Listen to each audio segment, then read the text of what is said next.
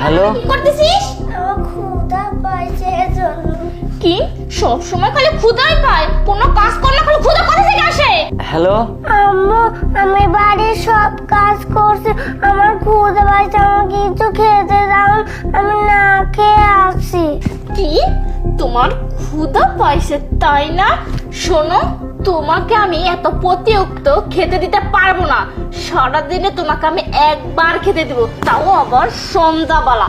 তার আগে একবারও খাবার আমি তোমাকে দিব না। আর তাছাড়া আমি কি এই বাড়িতে আসছি তোকে রান্না করে খাওয়ানোর জন্য? বুঝতে পারছিস? বাড়ির সব কাজ করবি তুই, কিন্তু খাবার শুধু একবারই পাবি। কি বলছিস শুনছিস?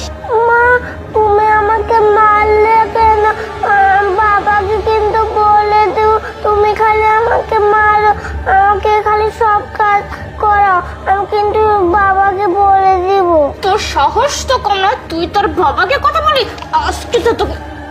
আরে বেবি, তুমি একে এভাবে মারছো কেন? একে টোপটা ধরে তারপর এমন মার দিবে না যেন সারা জীবন বাবার কথা ভুলে যায়। তুই বাবাকে বলে দিবি? হ্যাঁ, বাবাকে বলবি? বলবি, বল, বলে দিবি? শোন, যদি কাউকে কিছু বলিস না, তাহলে চোখ দুটো তুলে একদম কুকুরকে দেবো খেতে। কথাটা মাথায় থাকবে। এই এই এখন যা, ভিড় হয়ে যায় এখান থেকে। এখানে যারা আসছিস না, তোকে কিন্তু একদম মেরে ফেলবি। যা যা।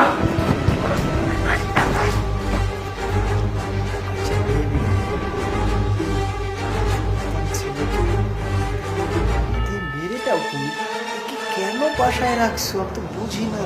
আরে বেবি আর বলবে না, এই বাচ্চাটা না ওর বাবার থেকে জানা, কোনো কিছু তুমি খেতে চায় না।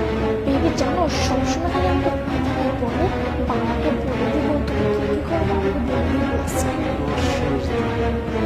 একটু সময় কাটিয়ে তোমার সাথে, তারপরে ওকে মারার প্ল্যান আমি করতেছি, জানো না?